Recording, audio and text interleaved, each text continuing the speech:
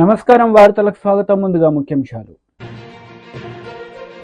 YCP మహిళా leader వరుడు Kalyani press meet, పలు అంశాలపై వివరణ. కాంగ్రెస్ లీడర్ వి హనుమంతరావు ప్రెస్ మీట్, పలు అంశాలపై వివరణ. వైసీపీ మహిళా లీడర్ వరుడు కళ్యాణి మీడియా సమావేశం నిర్వహించారు. ఈ సందర్భంగా పలు అంశాలపై ఆమె మాట్లాడారు. ఆ సంఘటన మీద ఈ రాష్ట్ర ప్రభుత్వం అలాగే పాయకరావుపేట ఎమ్మెల్యే గారు అబద్ధాలు చెప్తూ ఉన్నారు. వాటిని ఖండించడం కోసం మీ ముందుకు రావడం జరిగింది. ఆ ఫార్మా కంపెనీలో జరిగిన దారుణం నిజంగా చాలా దురదృష్టకరం. 17 మంది చనిపోయారు, 41 మందికి గాయాలయ్యాయి. గతంలో ఎన్నో ప్రమాదాలు జరిగినా కూడా ఎప్పుడూ జరగనటువంటి విషాదం చోటు చేసుకుంది. కానీ ఈ విషాదంలో ఆ బాధితులకి ప్రాణాలు కాపాడడంలో కానీ, అలాగే క్షతగాత్రుల్ని అంబులెన్సుల్లో తీసుకెళ్లడంలో కానీ, ఆ కంపెనీ యాజమాన్యం మీద చర్యలు తీసుకోవడంలో కానీ ఈ రాష్ట్ర ప్రభుత్వం పూర్తిగా విఫలమైంది. అలాగే తీసుకుంటే చంద్రబాబు నాయుడు గారైనా, మంత్రులైనా, స్థానిక మంత్రి అయినా, అలాగే ఎంపీ ఎమ్మెల్యేలు అందరూ కూడా వాళ్ళకి అండగా నిలబడడంలో విఫలమయ్యారు. చంద్రబాబు నాయుడు గారు ఈ కూటమి ప్రభుత్వం ఎక్కడో మదనపల్లిలో పేపర్స్ తగలబడిపోతే హెలికాప్టర్ ఇచ్చి డీజీపీని పంపించారు. మరి 17 మంది ఎంత దారుణంగా యాక్సిడెంట్లో చనిపోయారు.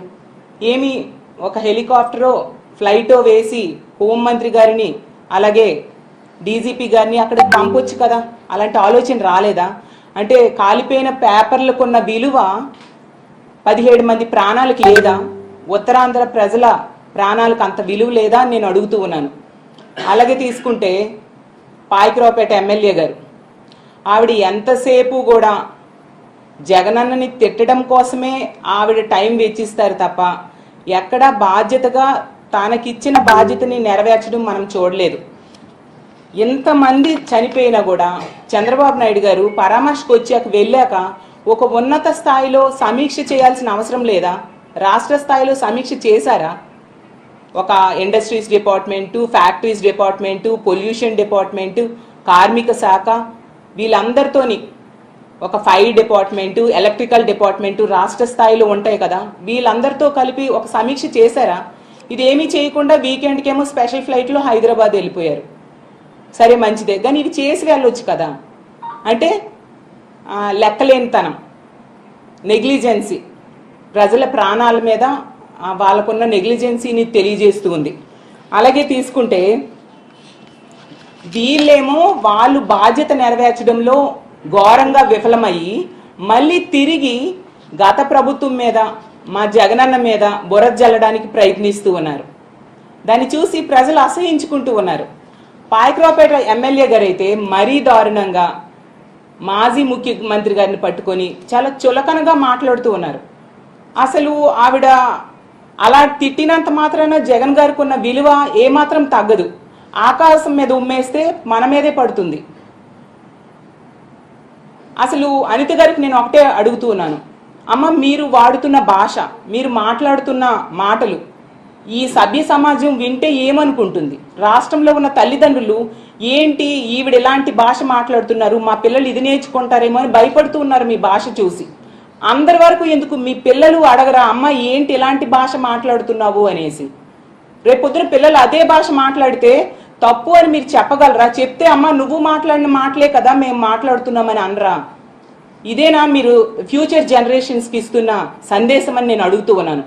అలాగే తీసుకుంటే సీఎం గారిని పట్టుకొని, అరే నువ్వు సీఎం ఏంటి, సీఎంనే కదా మనోడు ఏంటది? అసలు ఆ సంబోధన ఏంటి, ఆ సంస్కారమా ఏంటి? ఇంత సంస్కారహీనంగా మీరు బిహేవ్ చేస్తున్నారు. ఇది నిజంగా చాలా దురదృష్టకరం. ఒక మహిళ అయ్యుండి ఇలాంటి మాటలు మాట్లాడడం మహిళా లోకానికే సిగ్గుచేటు. మీ ముందు హోమ్ మినిస్టర్గా ఎంతోమంది చేశారు, అలాగే రకరకాల మంత్రి పదవులు చాలామంది చేశారు, చీఫ్ మినిస్టర్స్ చేశారు, అలాగే ఎమ్మెల్యేలుగా, ఎంపీలుగా చాలామంది ప్రజాప్రతినిధులుగా ఉన్నారు. కానీ ఎవ్వరూ కూడా ఎంత దారుణమైన భాష, ఎంత సంస్కారహీనంగా మాట్లాడిన సంఘటనలు మనం చూడలేదు. ఏదో ఇలాంటి మాట్లాడితే గొప్ప వస్తుంది అనుకుంటున్నారేమో కానీ మీ హోందాతనం మీరు కోల్పోతారు, ప్రజల దగ్గర మీరు చులకనైపోతారు అనే విషయం మీరు గుర్తించాల్సిందిగా తెలియజేస్తూ ఉన్నాను. అలాగే మీ అందరికి ఒక అనుమానం రావచ్చు, ఏంటి అనిత గారిని పాయకరావుపేట ఎమ్మెల్యే అంటూ ఉన్నారు అనేసి. ఎందుకు అంటూ ఉన్నానంటే ఆవిడ బీజేపీ లీడర్ మీడియా సమావేశం నిర్వహించారు. ఈ సందర్భంగా పలు అంశాలపై ఆయన మాట్లాడారు. पेंशन का मतलब क्या हुआ? आपके रिटायरमेंट के साल के 12 महीने का जो एवरेज होगा उसका 50% मिलेगा आपको।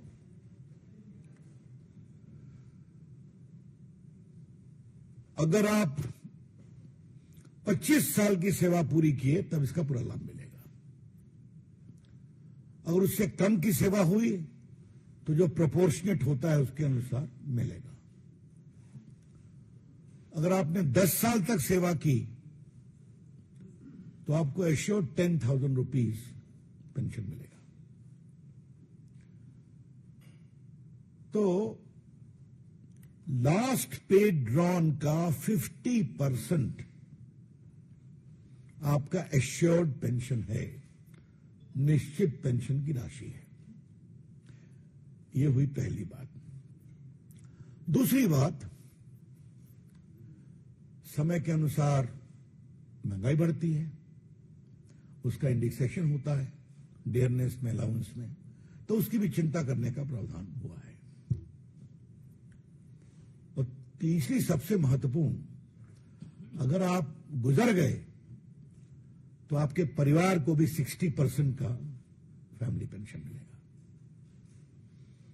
एक प्रकार से जो एक कल्याणकारी राज्य की सोच होती है वो इस पूरे निर्णय में दिखाई पड़ती है। इसके अलावा एक और महत्वपूर्ण बात समझना जरूरी है। वो क्या है?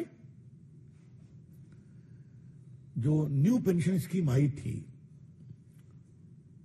उसको लेकर यह भी चर्चा थी कि सरकार की फंडिंग के बारे में क्लैरिटी नहीं है। जिस कमेटी ने उसका रिकमेंड किया था उसने कुछ अनूठे प्रयोग भी किए थे, देश हित के प्रयोग थे। सरकार ने कहा है ये पूरा फंडिंग भारत सरकार करेगी। जो पहले था 10% कर्मचारियों के सैलरी से और 14% सरकार के द्वारा। अब कल के निर्णय में आप ये ध्यान रखिए, अब होगा 10% कर्मचारियों के सैलरी से और 18% भारत सरकार के द्वारा। तो उसको भी आगे बढ़ा दिया गया। तो जितना भी हो सकता है कर्मचारियों के हित में, देश के कर्मचारी देश के लिए काम करते हैं, सत्ता में कौन पार्टी है उसकी चिंता नहीं करते और उनके कामों के कारण देश आगे बढ़ता है। यही माननीय प्रधानमंत्री जी ने अपने एक्स पर कमेंट में भी कहा है कि हमें उनके योगदान का बहुत सम्मान करना है और हम करते रहेंगे। तो ये एक बहुत बड़ी बात थी। नरेंद्र मोदी की सरकार कैसे काम करती है, सोच समझकर काम करती है, विचार करके काम करती है, एडहॉक निर्णय काम नहीं करती और जो भी करती है वो जनहित में होता है। और यहां का जनहित 23 लाख कर्मचारी और उनके परिवार। तो ये एक मोटे विषय को आज रखना जरूरी था। अब इसके बाद कुछ सवाल कांग्रेस पार्टी से करना है। ये घोषणा वाली पार्टी कांग्रेस पार्टी सिर्फ घोषणा ही करेगी, घोषणा के अमल में लाने का भी कभी काम करेगी। आज भारतीय जनता पार्टी के राष्ट्रीय मंच से एक हम सवाल करना चाहते हैं। कांग्रेस पार्टी ने पिछले 2 साल से ओल्ड पेंशन स्कीम को एक बहुत बड़ा तूफान बनाया था भारत की राजनीति में।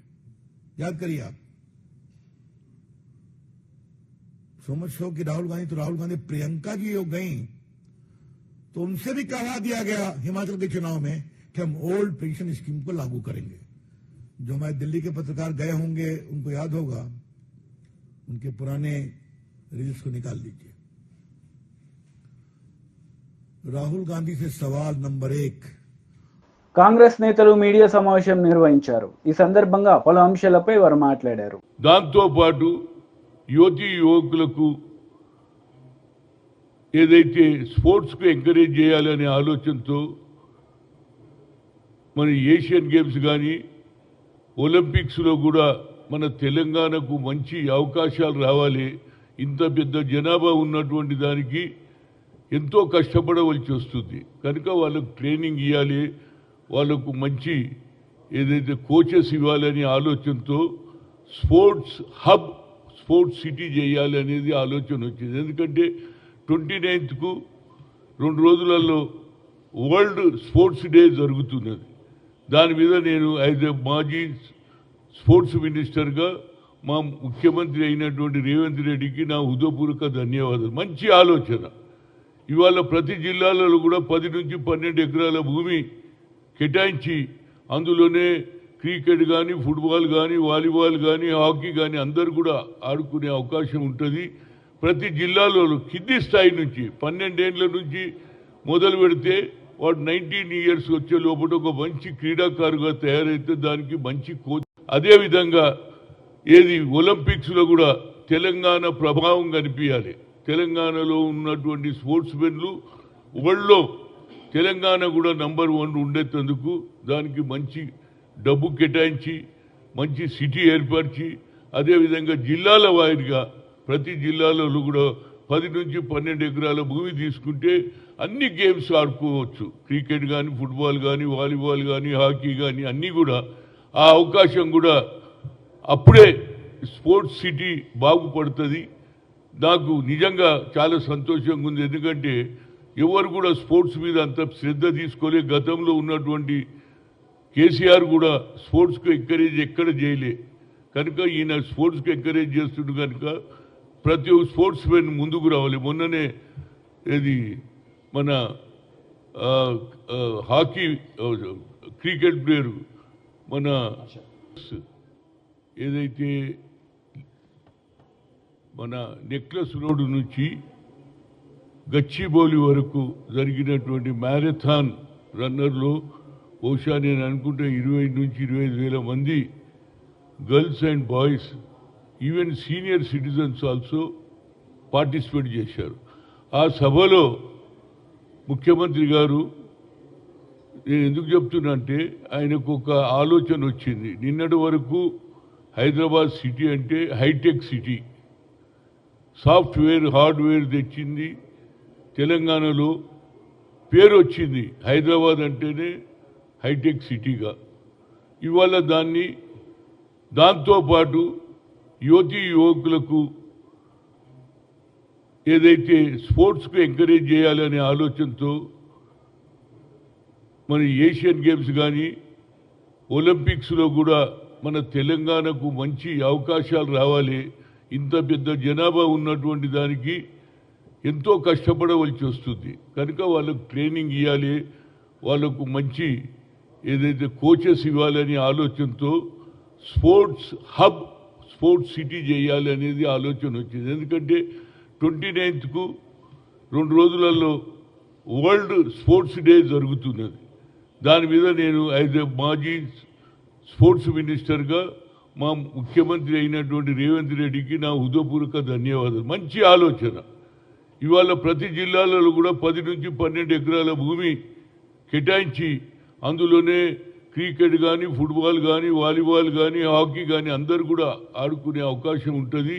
ప్రతి జిల్లాలో కింది స్థాయి నుంచి 12 ఏళ్ల నుంచి మొదలు పెడితే వాడు 19 ఇయర్స్ వచ్చే లోపల ఒక మంచి క్రీడాకారుగా తయారైతే దానికి మంచి కోచ్. అదేవిధంగా ఏది ఒలింపిక్స్లో కూడా తెలంగాణ ప్రభావం కనిపించాలి. తెలంగాణలో ఉన్నటువంటి స్పోర్ట్స్ మెన్లు వరల్డ్లో తెలంగాణ కూడా నంబర్ 1 ఉండేందుకు దానికి మంచి డబ్బు కేటాయించి మంచి సిటీ. మాజీ మంత్రి హరీష్ రావు మీడియా సమావేశం నిర్వహించారు. ఈ సందర్భంగా పలు అంశాలపై ఆయన మాట్లాడారు. The distance between the full tank level, counter and applicant land is measured. It is to certify that the applicant land is not affected in the full tank level and buffer zone of Nadem Cheruvu. ఇంత స్పష్టంగా అందులో ఎఫ్టీఎల్లో కానీ బఫర్లో కానీ లేదని irrigation department కొలిచి survey చేసి అప్పుడు report ఇచ్చింది. దాని తర్వాత మీరు joint survey irrigation and revenue department కలిసి జాయింట్ సర్వే చేసి వాళ్ళు కూడా రిపోర్ట్ ఇచ్చింది. ఇది దానికి సంబంధించిన పేపర్.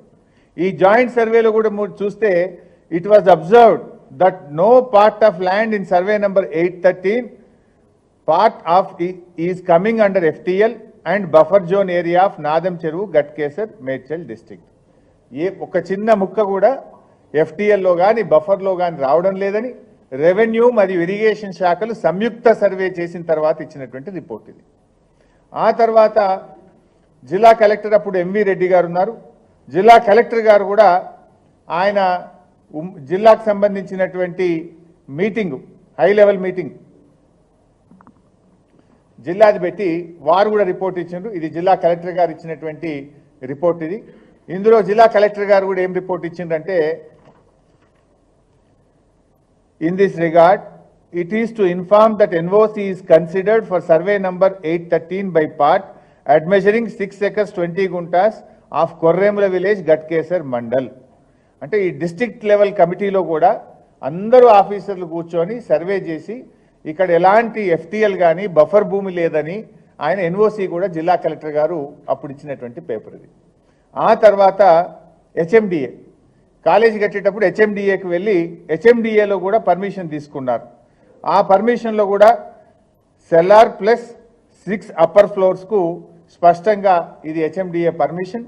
హెచ్ఎండిఏ పర్మిషన్తోనే కాలేజీ నిర్మాణం కూడా చేయడం జరిగింది. అంటే ఈరోజు ఇరిగేషన్ డిపార్ట్మెంట్ పర్మిషన్ ఉంది, రెవెన్యూ డిపార్ట్మెంట్ నాలా కన్వర్షన్ చేసింది, డిస్ట్రిక్ట్ హై లెవెల్ కమిటీ మీటింగ్లో జిల్లా కలెక్టర్ గారు ఎన్ఓసి ఇచ్చిండ్రు, హెచ్ఎండిఏ పర్మిషన్ ఉంది. ఇంత స్పష్టంగా ఉన్న తర్వాత ఇవాళ మీరు ఆయన మీద ఉద్దేశపూర్వకంగా ఈ కుట్రలు చేసి దాడి చేయాలని ప్రయత్నం చేయడం అనేటువంటిది ఇది కేవలం రాజకీయంగా జరుగుతున్న కుట్ర తప్ప ఇంకోటి లేదు.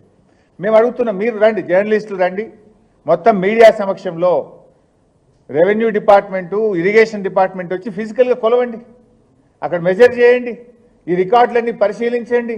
1 ఇంచ్ ఉన్నా పల్లా రాజేశ్వర రెడ్డి గారు తానే కొట్టేయడానికి సిద్ధంగా ఉన్నాడు. ఆ రోజు చెరువు మత్తడి దుంకేటప్పుడు ఎఫ్టీఎల్ ఎక్కడ దాకుందో చూసి మత్తడి దుంకేటప్పుడు ఎఫ్టీఎల్ను గుర్తించి దాని నుంచి బఫర్ జోన్ కూడా కొలిచి ఆ రోజు ఎన్ఓసి ఇచ్చిండ్రు. ఇంత స్పష్టంగా ఆధారాలు ఉన్న తర్వాత ఇవాళ పల్లా గారి మీద ఈ రకంగా చేయడం అనేటువంటిది మంచిది కాదు. నేను అధికారులను కూడా కోరుతా ఉన్నా, ఇవాళ ప్రభుత్వాలు ఎవరు శాశ్వతం కాదు, మీరు అత్యుత్సాహంగా బుర్ర జల్లడం చేయకండి. నిజంగా ఉంటే చేయండి, మేమేమి హైడ్రాకు వ్యతిరేకం కాదు, అక్రమ కట్టడాలను ఖచ్చితంగా కొట్టాల్సిందే, దాన్ని మేమేం సమర్థించం, ఎక్కడ కూడా ఈ అక్రమాలను మేము సమర్థించం. కానీ టార్గెటెడ్గా పొలిటికల్గా రాజకీయ ప్రేరితమైనటువంటి దాంట్లో అధికారులు అత్యుత్సాహాన్ని ప్రదర్శించొద్దు. దయచేసి డాక్యుమెంట్స్ అన్ని పరిశీలించండి, న్యాయాన్ని గుర్తించండి, అన్నీ చేసిన తర్వాత నోటీస్ ఇచ్చి పద్ధతిలో చేయండి ఏదైనా చేస్తే. కానీ అధికారం ఉంది కదా అని, వాళ్ళు చెప్పింది కదా అని రాత్రికి రాత్రి చేసి బుల్డోజింగ్ పద్ధతిని చేయకూడదని చెప్పి మేము అధికారులకు కూడా ఈ సందర్భంగా చెప్తా ఉన్నాం. ఎందుకంటే రాజకీయంగా అంటే పల్లా రాజేశ్వర రెడ్డి గారు కొట్లాడతాం, బీఆర్ఎస్ పార్టీ మేము అందరం కొట్లాడతాం. కానీ రాజకీయంగా ఉన్నటువంటి కక్షను అటు విద్యా సంస్థల మీదనో ఆసుపత్రుల మీదనో మనం చేయడం సరైనది కాదు. రాజకీయ కక్షలకు ఆసుపత్రులు విద్యా సంస్థలు కేంద్రం కాకూడదు అని చెప్పి నేను ఈ సందర్భంగా ప్రభుత్వానికి తెలియజేస్తా ఉన్నా. కాంగ్రెస్ నేతలు మీడియా సమావేశం నిర్వహించారు. ఈ సందర్భంగా పలు అంశాలపై వారు మాట్లాడారు. बलात्कारी और हत्यारा कहा जाएगा तो आक्रोश होगा। और एक बात यह भी सच है कि किसान चाहे पंजाब का हो, चाहे हरियाणा का हो, चाहे उत्तर प्रदेश का हो, चाहे कर्नाटका का हो, यह असम्मान तो कोई नहीं सहेगा। तो आक्रोश बहुत हुआ और सवाल हुआ बीजेपी से कि क्या ये आपकी सांसद कह रही हैं या ये आपका आधिकारिक स्टैंड है? क्या आप भी आंदोलन करने वाले किसानों को, हक के लिए लड़ने वाले किसानों को हत्यारा और बलात्कारी बताते हैं? क्या ये आपकी सरकार का मत है? क्या ये आपका मत है? अपना स्टैंड क्लियर कीजिए। तो आज एक रेयर मूव में, क्योंकि हरियाणा का चुनाव भी पास में है और आगामी हार तो ऐसी है कि चुनाव टालने की मांग हो रही है, पता है कि 240 पर लाकर देश के मजदूर और किसानों ने सबक सिखाया है, अभी हरियाणा बिस्तर बोरिया बंधवाने वाला है। तो एक स्टेटमेंट आया भारतीय जनता पार्टी की ओर से जिसमें कहा गया कि किसान आंदोलन के परिप्रेक्ष्य में दिया गया बयान पार्टी का मत नहीं है, उनसे गहरी असहमति है इस बयान से, और नीतिगत विषयों पर बोलने के लिए ना वो अधिकृत है, ना उनको अनुमति है और उनको निर्देशित किया गया है कि वो इस प्रकार के बयान भविष्य में ना दें। तो हमारे इस मंच से कुछ सवाल हैं। आपकी चुनी हुई सांसद है, चहेती सांसद है, बड़ी लोकप्रिय है आप लोगों के पार्टी में। अगर ये उनका मत नहीं है, अगर आपकी पार्टी का ये मत नहीं है, तो निकाल बाहर करिए ऐसे सांसद को। ये मैं हृदय से माफ करने वाली राजनीति अब नहीं चलेगी 2024 में। प्रज्ञा ठाकुर गोडसे की पुजारी को हृदय से माफ नहीं कर पा रहे थे, अब ये हमारा मत कह के पलड़ा झाड़ने हम नहीं देंगे। अगर ये आपका मत नहीं है तो इस देश के किसानों के खिलाफ जिसने इस तरह की बात की है उसको किसी कीमत पर संसद में बैठने का हक नहीं है। निकाल बाहर कीजिए अपनी पार्टी से, हाथ जोड़ के माफी मंगवाइए किसानों से, और अगर ये सब कुछ नहीं कर सकते तो आप खुद माफी मांगिए इस देश के किसानों से। ये तो बात किसानों के बारे में हो गई। उन्होंने एक अत्यंत विचलित करने वाली बात आगे भी कही थी जिसका मैंने उल्लेख किया है। उन्होंने कहा यहां पर बांग्लादेश जैसी स्थिति बना। వార్తలు ముగించే ముందు ముఖ్యాంశాలు మరోసారి. వైసీపీ మహిళా లీడర్ వరుడు కళ్యాణి ప్రెస్ మీట్, పలు అంశాలపై వివరణ. కాంగ్రెస్ లీడర్ వి హనుమంతరావు ప్రెస్ మీట్, పలు అంశాలపై వివరణ. ఈ వార్తలు ఇంతటితో సమాప్తం. తిరిగి ప్రసారమయ్యే వార్తల్లో మళ్ళీ కలుద్దాం. అంతవరకు సెలవు. నమస్తే.